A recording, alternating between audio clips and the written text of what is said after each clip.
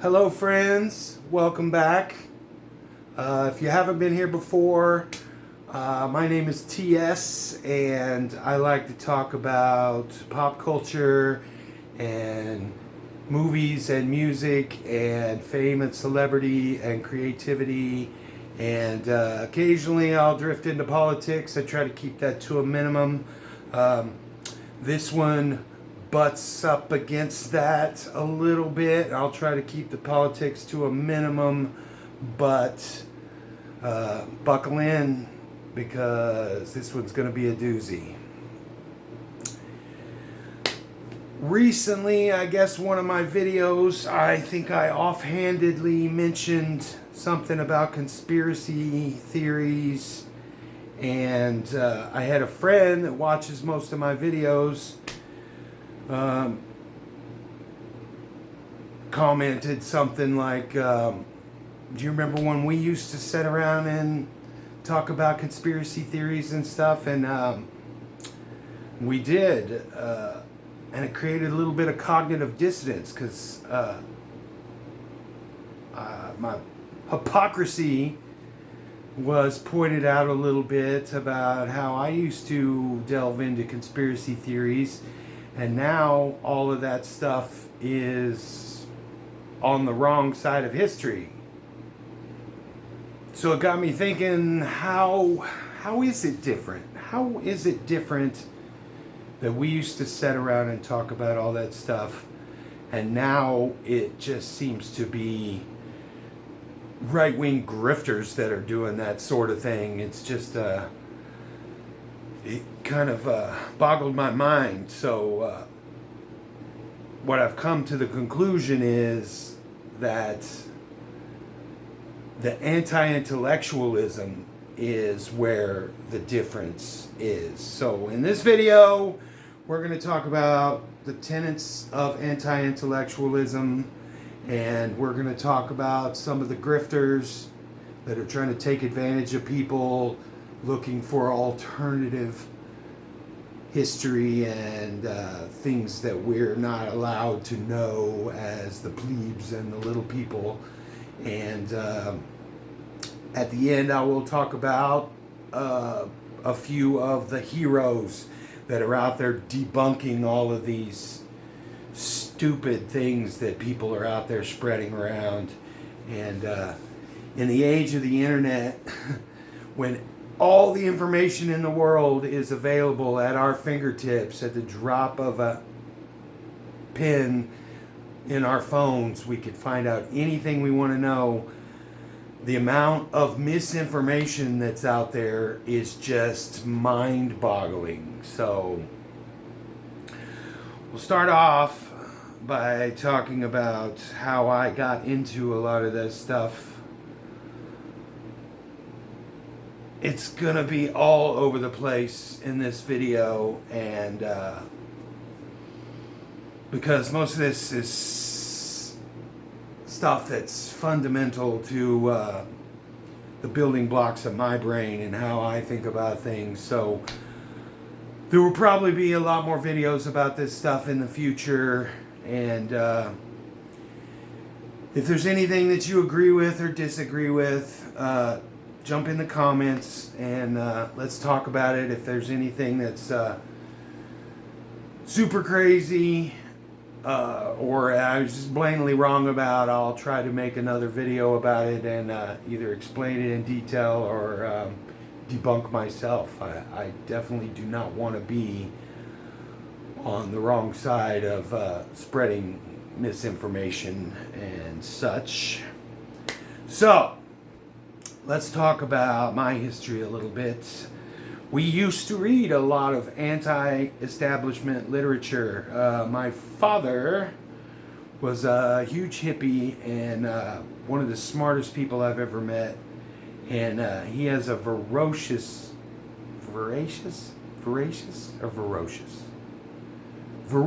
appetite for reading.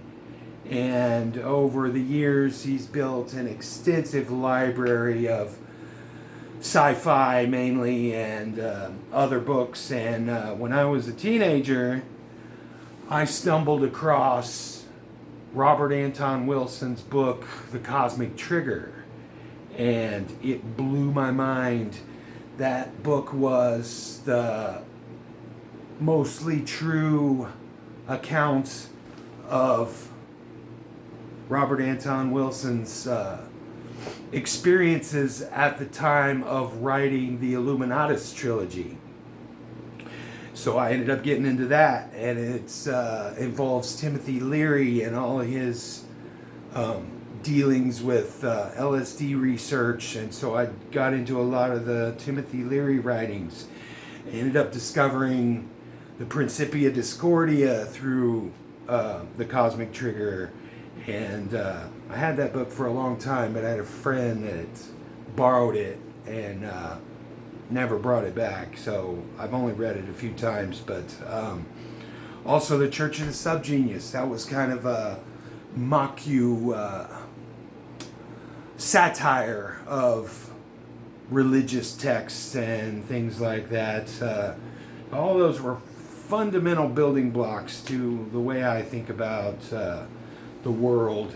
One of my best friends was a big fan of Carl Jung, so he brought along all the Carl Jung stuff and Alan Watts, and we just all jumbled all this stuff together into a worldview that is where I kind of live in my beliefs. Another Douglas Adams, Hitchhiker's Guide to the Galaxy, although it's fiction, that one plays a lot into our belief system. We used to discuss a lot of counterculture conspiracy theories like Atlantis and MK Ultra and the Illuminati, and my big one was sacred geometry. I thought all that stuff was amazing because I always loved math in general, and sacred geometry just pulls all of these things of knowledge and history and nature together. But it wasn't conspiracy theories. We mostly just reveled in the coincidences that you find in history and nature, and mainly our daily lives. And like I said, due to the Hitchhiker's Guide to the Galaxy, we just learned to trust the synchronicities that were involved. Another thing about what's different now than back then is we used to have to search for the books to read. We used to have to know what to look for first, and then look for books that built on the things that we were learning and reading about. There was no internet to speak of to really do any research. Now you can just go on TikTok, and if you get down the right rabbit holes, or the wrong rabbit holes, you'll just be inundated with AI videos of cryptids and people just spreading misinformation. Guys doing this, they do this on TikTok, because then they'll show a video behind them and then they go like this. Some of them don't even have to say anything. They just go, "Hey, look what I found. Look what I found. I'm a content creator because I do this." And that's a whole nother subject. Don't even get me started on that. But you could find AI pictures and videos of giants building the pyramids, and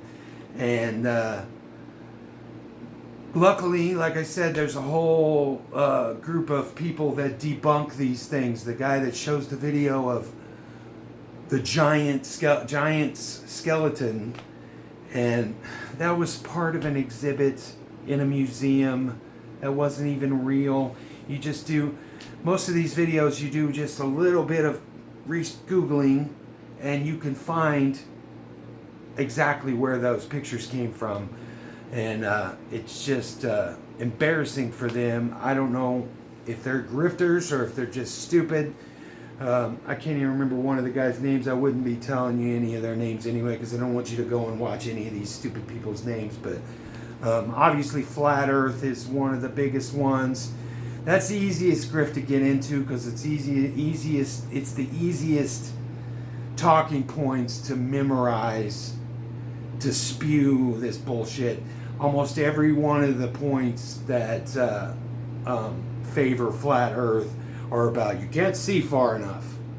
How can there be? And they're just so easily debunkable. It's just silly. I remember when that Ancient Aliens show first came on History Channel. Was it History Channel or Discovery? I think it was History Channel. And we were all so excited because it's like, oh, look, this guy's talking about all the things that we talk about. And like I said, back then you couldn't just Google whether this was real or not. But with a little bit of discernment and intelligence, you can usually watch 10 minutes of one of those shows and just know that this is bullshit. This is all bullshit. William Shatner hosted a show called, not Believe It or Not, that was Ripley thing, but there was another show like Is This Real or Not, or Real or Not, or something, and they spin you these yarns for half of the show, 10 or 15 minutes of aliens, did they do this, and did they have ancient technology and this and that, and in the last 2 minutes they go, no, that's not what it was this all along. But you know, most people, the way your brain works is you don't see.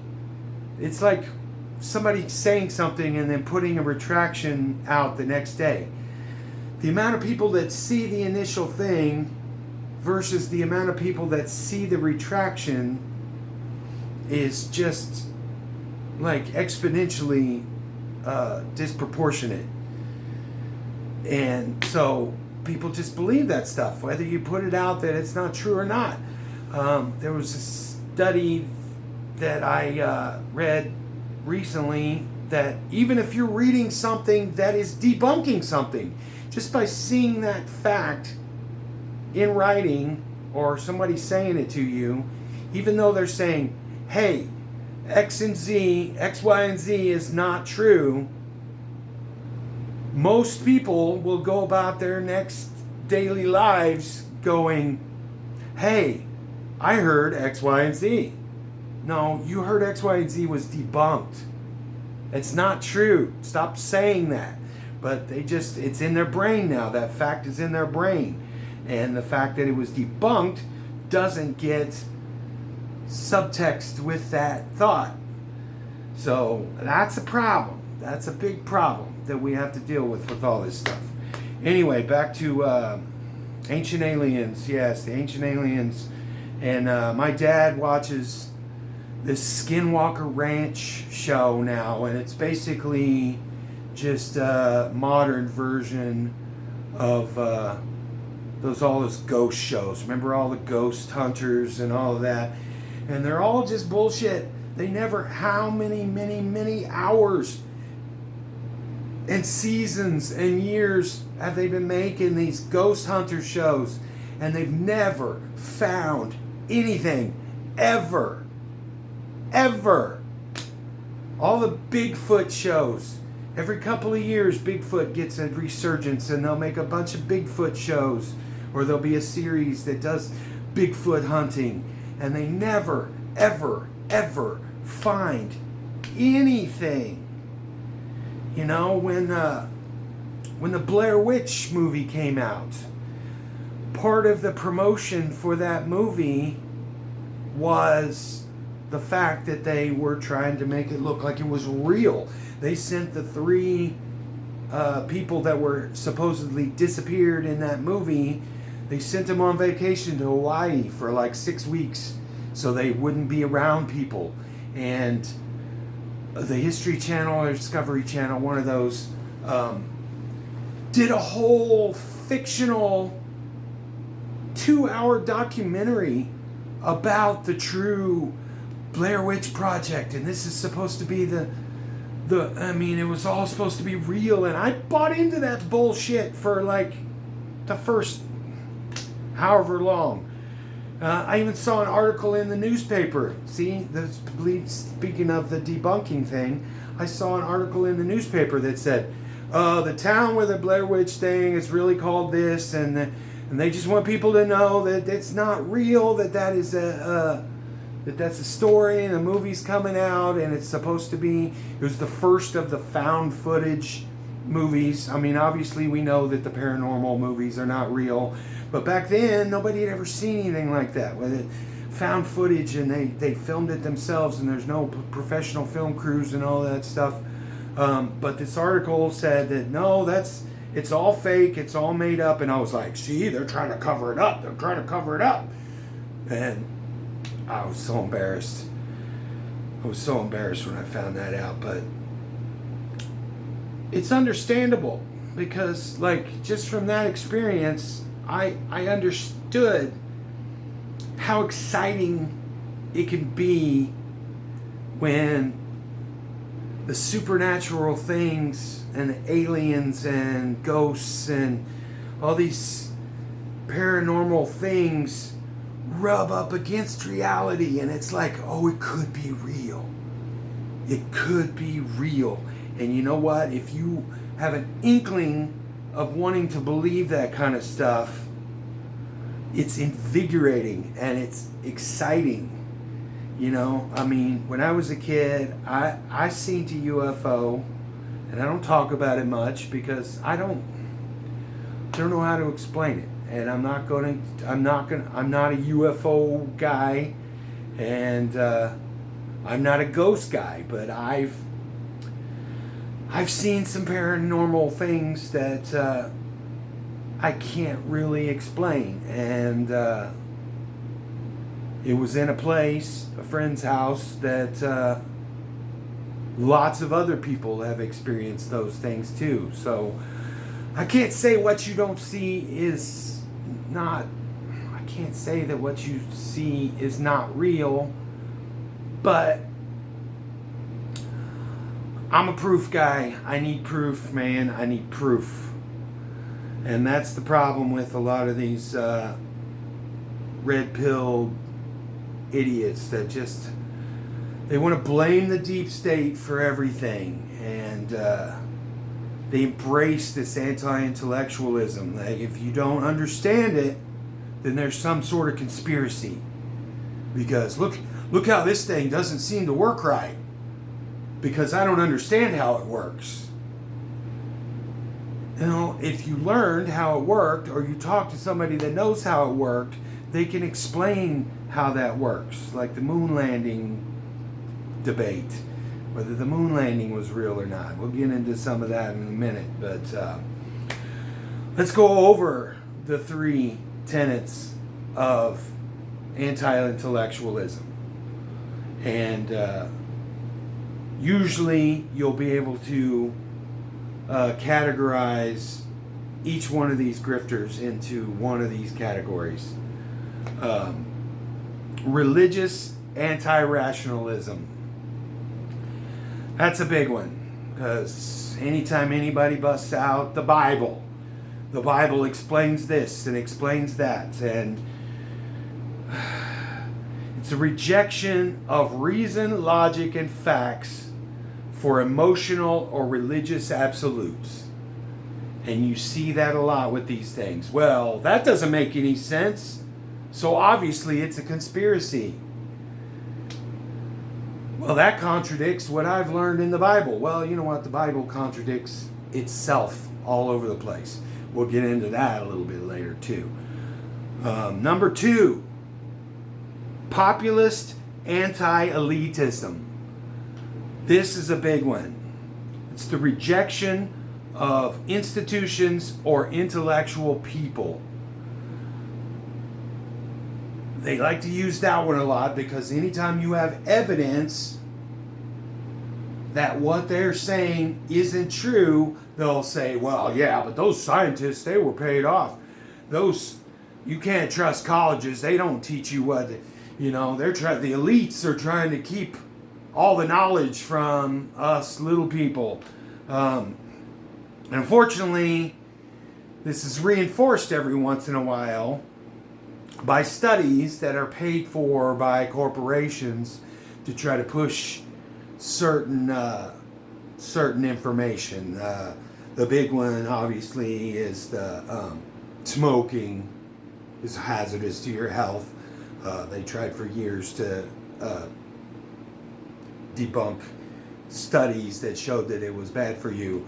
The sugar, big sugar, in the 50s, I think it was, 50s and 60s, when they tried to say that fat was the reason that we're all unhealthy, and they made everything low fat. When you take the fat out of things, it takes all the flavor away. So, because of these studies, they said fat was the problem, and so then they just flooded our foods with refined sugars and corn syrup, and that just snowballed into the effects that we have today, and it was because of studies that were paid for. But for the most part, scientists are trying to do what's right, and just like the thing with all the Fauci and the vaccines and all that, science is wrong sometimes.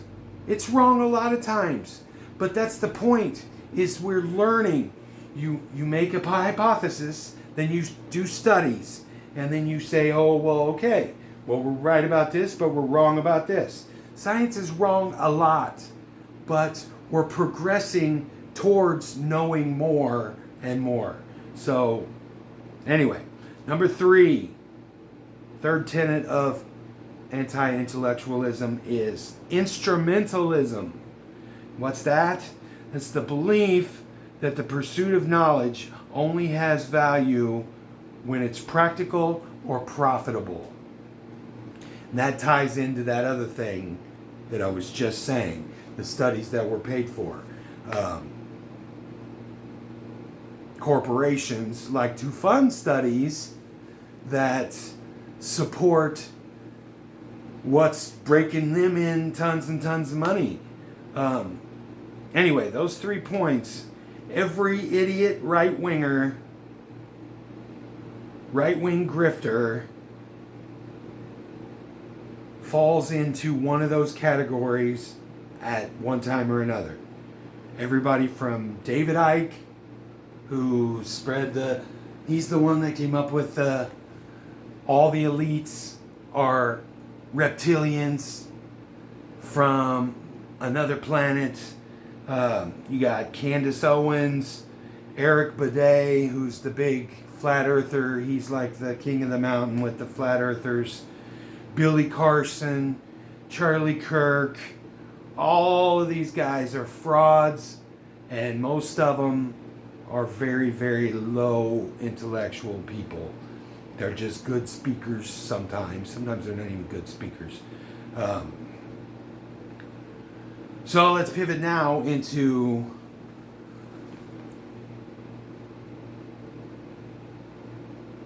a section about a science communicator that I've been watching lately called Professor Dave. He has a channel called Professor Dave Explains. It's kind of the reason why I decided to write this script. But he does a lot of science stuff on his channel, and super smart and super to the point. But he's kind of gotten super popular by debunking a lot of these idiots. Terrence Howard, who is a great actor, but I don't know if he is a hardcore grifter or if he's just kind of lost his mind a little bit.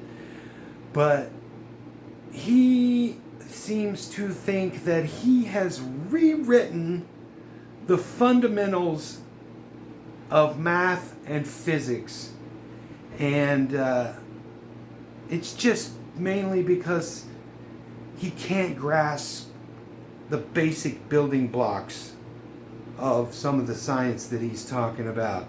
But he's a good speaker, and he is very, very smart. So he jumbles all this scientific word salad, and if you just, and you go, oh, well, that guy knows what he's talking about. Maybe that's something that's important. But if you go back, like Professor Dave does, and break down what he says word by word, he's not saying anything. He's combining words. Sometimes he makes up his own words, and combining words from all different factions of all different scientific what do you want to say? I'll just say areas, all these different scientific areas, and blends them all together. He tries to say that numbers, the atomic numbers on the periodic table represent tones, musical tones, and oh, it just, you gotta watch some of these debunked videos. They're so good. Another one is Billy Carson, and Billy Carson isn't quite as smart as Terrence Howard, so he fumbles over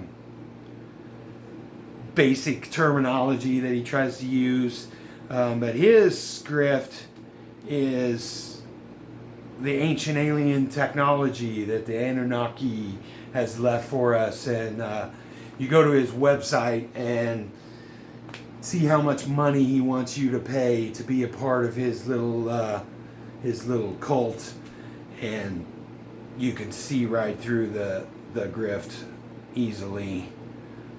He cites ancient writings that either don't exist or he's reading them wrong and reading his own things into it. Another couple of guys are Brett and Eric Weinstein, and these two are somewhat smart guys, and they're almost legit. They've got a lot of credentials that, if you look into it, he cites, I can't remember if it's Harvard. I think it's either Harvard or Yale. I think it's Harvard. That I got this and that from Harvard and that. Well, he's got a certificate from Harvard that like anybody could get if you just pass their little test or whatever they have. He's not fundamentally associated with Harvard. Excuse me. But one of the guys, I can't tell them apart. One of them's smarter than the other one, but one of them went on Joe Rogan with Terrence Howard to semi-debunk, to try to push back against some of the ridiculous things that Terrence Howard was saying, but he didn't do a very good job. So Professor Dave tore both of them a new asshole for that one too. And I guess last one on that list that I want to mention in depth a little bit is old Candy Owens. And Professor Dave made easy work of her because she's hardly an intellectual. She's what I always like to use the phrase, it's a good thing you're pretty. And I know that's kind of debasing, but she deserves it. She doubles down on all her stupid ideas. She said the moon landing is fake and gay. Well, if you're too stupid to understand the fundamental workings of why it's impossible that the moon landing was faked, that's one thing. You can call it fake. But gay, she's just trying to use that as a trigger word because she knows the left is in support of LGBT and all of that stuff. And fake and gay, that's her insult for that. And she said the same thing about dinosaurs. Well, that's just kind of fake and gay. Oh, it just makes my head explode. And the reason, one of the fundamental reasons why she doesn't believe in dinosaurs and the moon landing is because somehow that's the way the elites are trying to take us away from God. Because if we believe in dinosaurs, then we're less likely to believe in God. And that's true, because one has evidence that can be put into history, and the other is a faith-based belief system that you can't put any weight on those beliefs. But we won't even get into that. She also, in this one stupid interview, said all kinds of things like, "What? Well, if dinosaurs are a thing, how come we didn't even know about it until 200 years ago?" Well, science was learning things. We didn't find dinosaur bones until sometime in the 1850s. And now that we found them, now we know to look for them. Simple. The other thing she says is, well, how come it's always just the experts and paleontologists that find these bones? How come we don't find them laying around everywhere? Well, because one thing, we wouldn't know what to look for if we did find them. I saw one video of the guys walking along, and they picked up a rock, and the guy knew what he was looking for, so he goes, "Oh, look at that, blah, blah, blah, blah, blah." And he saw in this just plain old rock that this is a dinosaur fossil. And he, compared it to all the other ones that he had, and da-da-da-da-da. Well, the other reason is because experts are the ones that are looking. It's like saying, how come it's always astrophysicists that find new stars and new things in space? You idiot, because those are the ones that are looking through telescopes and doing the math to find those things. Oh, I just can't with her. Candace Owens is about the worst of the worst when it comes to all this stuff. But Professor Dave does a lot of research to debunk a lot of these people, but it's funny when he talks about it, because the flat earthers, like I said earlier, the flat earthers are the lowest of the totem pole. He doesn't even have to, when Professor Dave does a flat earth video, he makes a drink and he just makes an evening of it, because that's fun light work for him. All you have to do is memorize their talking points. They've got about 60 talking points. And like I said, most of them have to do with how come you can't see far enough. Well, you can see far enough. And when you do see far enough, you see that the ships or the buildings are below the horizon, proving the tilt of the earth. They always say, well, it looks flat. Well, okay, that's your argument? How come water stays in a container? Water stays flat on a long enough curve. It doesn't stay flat.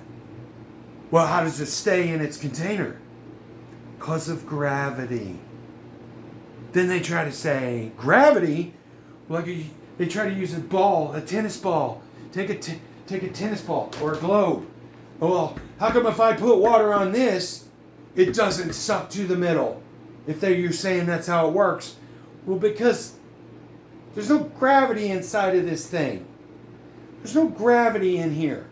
If this was a black hole inside of here, it would have enough gravity to pull things towards it.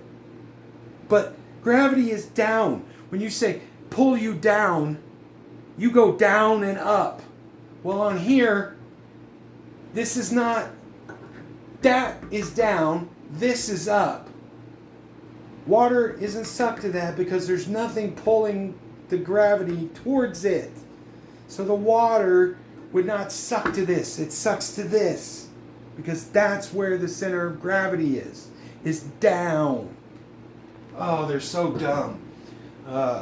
Professor Dave did an awesome video recently where he tried to go into it with good faith and try to debunk this flat earther on Godfrey, who's a comedian, has a podcast, and he had on a flat earther, an old rapper named Lord Jamar, and that guy wasn't smart enough to argue with him. Dave was a little harsh because he just has no patience for especially flat earthers. Misinformation in general, but especially flat earthers. It's just the lowest of the barrel. And so he tore him a new asshole. That guy got so mad that he had Godfrey shut him off because he was on Zoom and the other guy was there. So he kind of had to let him go. And to be fair, Dave came back on Godfrey's show in good faith because Godfrey and the other guy that was there during the initial debate, and he was back for this, and they actually asked legitimate questions and were respectful, and Dave explained how flat earth is bullshit to him without being mean. Everybody's like, well, why is he so mean? Well, if you double down on your stupid ideas, Dave's going to rip you a new asshole. So you get what you get.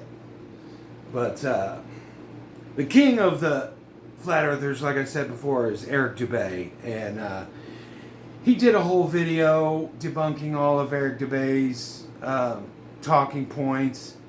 And Dave did fine, but to me, I got a little bored of it because it just was the same thing over and over again. That flat earth stuff is just the stupidest of the stupid. And anytime I hear anybody try to defend that way of thinking, I don't even argue with them. You're done. You're done. I have nothing else to say to you about anything. Because if you can fall for that, I don't even want to know what else you have in your stupid little pea brain.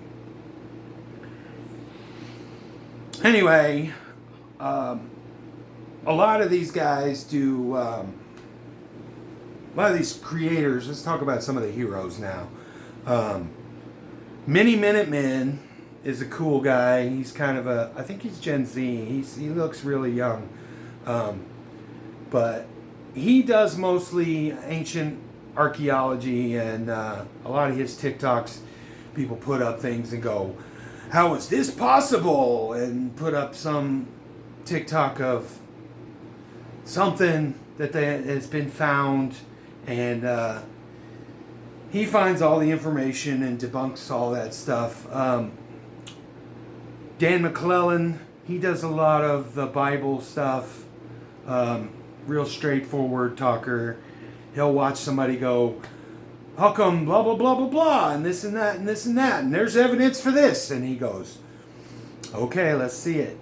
And he watches them lay out their argument and then just systematically says, that's not what it says in the Bible, or it says this and that, and that's not true, and in ancient technology or ancient history, this is what really happened. And so I'm really appreciative of all of these debunking people out there.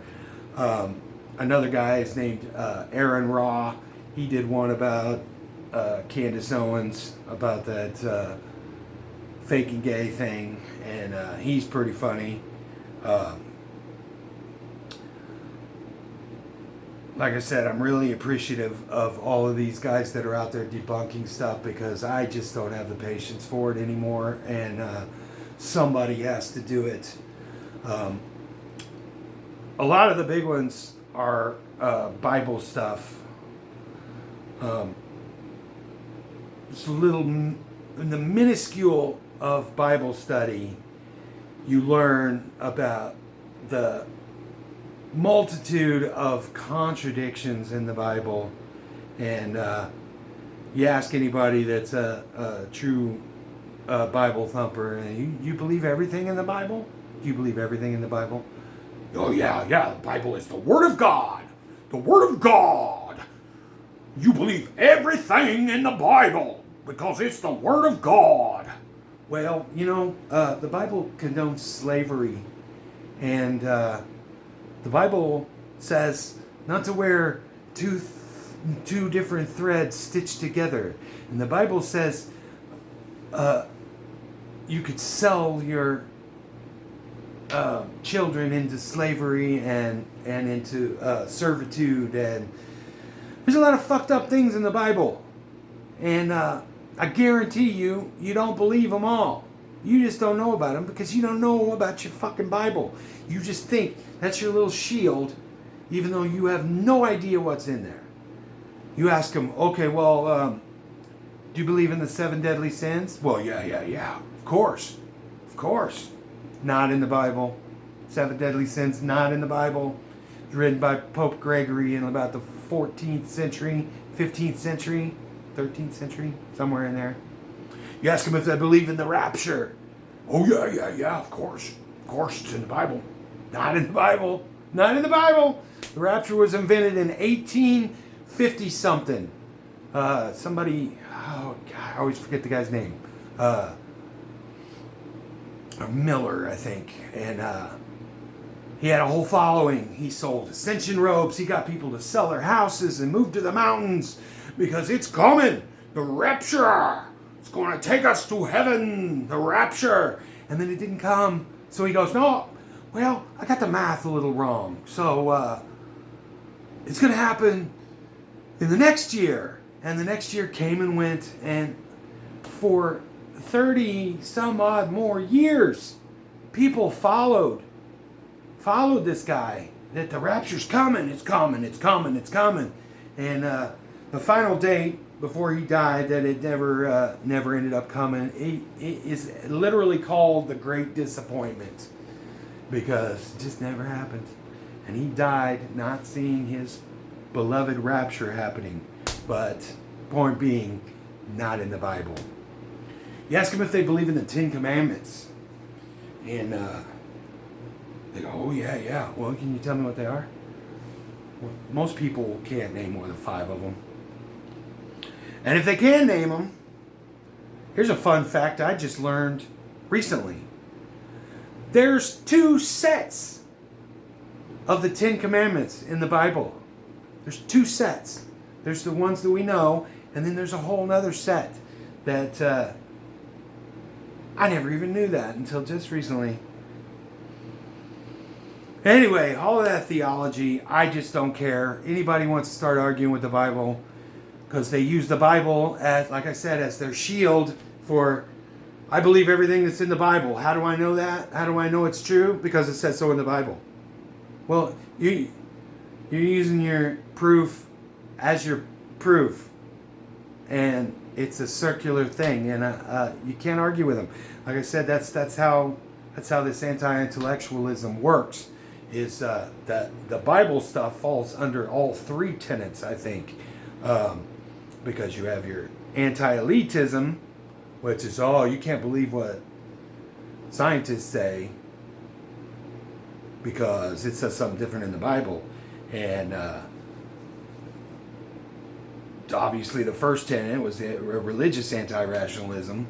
You can't believe what it says in that book because the Bible says something different. Well, this is peer-reviewed studies. I believe that a little more than I believe a book that was written 500 years after the events that it depicts by people and translated into languages that were not even around when it was originally written. How much has changed? You ask some of those Bible people if they know what the Council of Nicaea was. And most of them can't even tell you. That was when everybody got together, all the religious leaders and political leaders got together and decided what's going to be in the Bible. Which books we're going to actually put in the Bible and which ones we're going to hide in the Vatican that are a little too controversial. So we can't let the little people know about that stuff. So, you know. Anyway, witchcraft, magic, theology, all of this stuff, it basically just comes down to the burden of proof. I guess I'm not done with the Bible stuff. The burden of proof, that's the one they always like to get you on with atheism. They're like, oh, well, you believe as an atheist that... No. You can't tell me what I believe as an atheist. All I believe as an atheist is that I don't believe any of your bullshit. So, you have the burden of proof. Don't try to... Can you prove God isn't real? I don't have to prove God isn't real. I don't believe God is real. How can you prove something isn't real? You have the burden of proof. You prove that God is real. You prove that the Bible is true. And they can't do it because they've got their little loophole is faith. You just have to have faith. And then you'll believe. Well, obviously, but I don't. So, we're at an impasse. Anyway, talked about a couple of the heroes that are out there and a lot of the science communicators. Neil deGrasse Tyson has been getting a lot of crap lately for different reasons, and a lot of people like to call him somewhat of a grifter, but I like him because Neil deGrasse Tyson and Bill Nye the Science Guy are two that can explain things in simple terms, which sad to say, but a lot of these low information, low intellectual people, that's a very good thing, because like the tenets of anti-intellectualism, if you start talking over their head, Professor Dave gets a little agitated and he's a little harsh.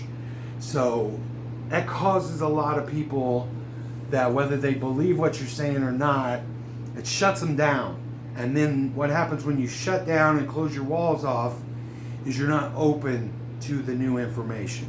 And Neil deGrasse Tyson and Bill Nye like to open those doors and hopefully plant some seeds in their minds that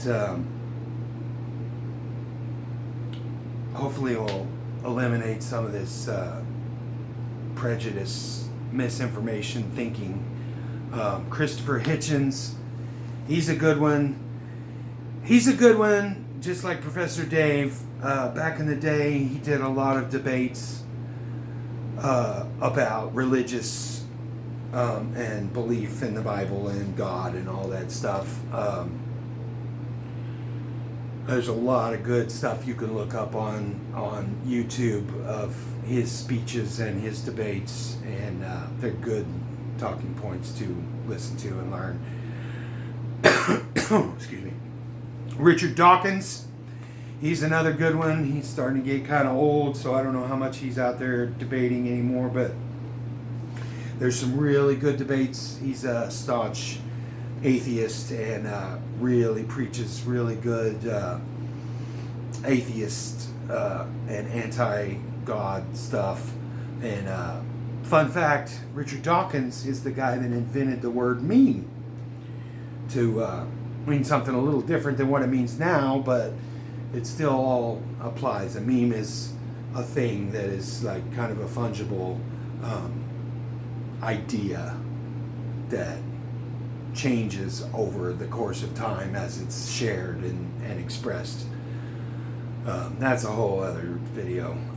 Sam Harris, he's another good guy. in this day and age. He's out there debating a lot of people now. I can't remember who it was. Did he debate Charlie Kirk?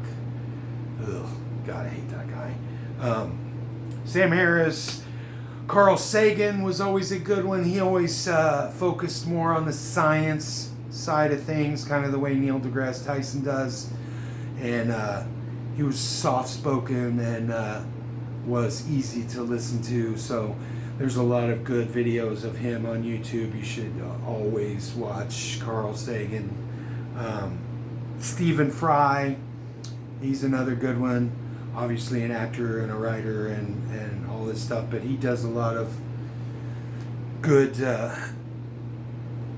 anti-religious debates. There's a channel on YouTube called Dark Matter 2525, and this guy is really cool. He looks like he would be a right-wing, a manosphere edgelord. He's got kind of bald and has a big old beard. He looks like the meme of the right-wing red pill manosphere guy that they use in all the memes. But he does a lot of political stuff now, but there's one video that you should watch that he does a lot of really cool animated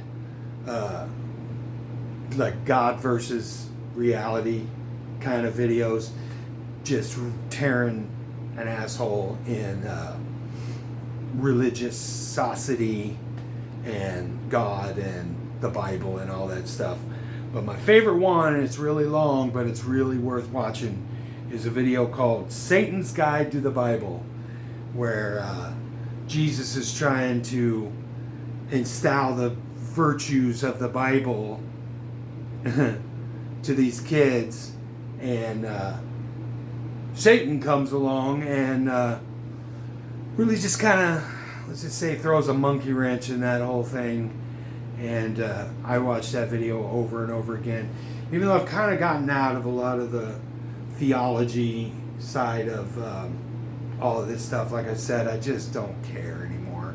I used to care about reading parts of the Bible and wanting to show them the hypocrisy and the contradictions and all of this stuff. And like I said, I just don't believe in your book. So I'm not going to use your book to debunk you when I don't even believe in that book. So, and after watching a lot of these Professor Dave debunking videos recently, I had all of that stuff in a playlist that I have called Thinking About Thinking. And that's all my scientific stuff and all of my mind experiments and all of my philosophical stuff. And it'll show you how much I downgraded the importance of that stuff to me when I moved all of that stuff out of my thinking playlist into the just for fun playlist, because after a while it's not my job to do that, and like it is some of these other guys, so I just have them in there just for fun, where I got movie clips and movies and fun stuff. And eventually I just erased all those videos from my playlist altogether, because I'm just kind of out of the anti-intellectualism business now. And if I come across some more stuff that I want to talk about, I'll make another video. But for now, this video is my overview of what I think about anti-intellectualism, and just kind of done with the whole debate just to preserve my own sanity. So, like I said, subscribe if you've made it this far. Then obviously you like listening to me spout a bunch of crap and talk my head off. And leave me a comment below if you have agreed or disagreed with any of the stuff that I've said in this video. And yeah, come on, man. Help me make this channel grow. I love you all. I'll see you in the next one.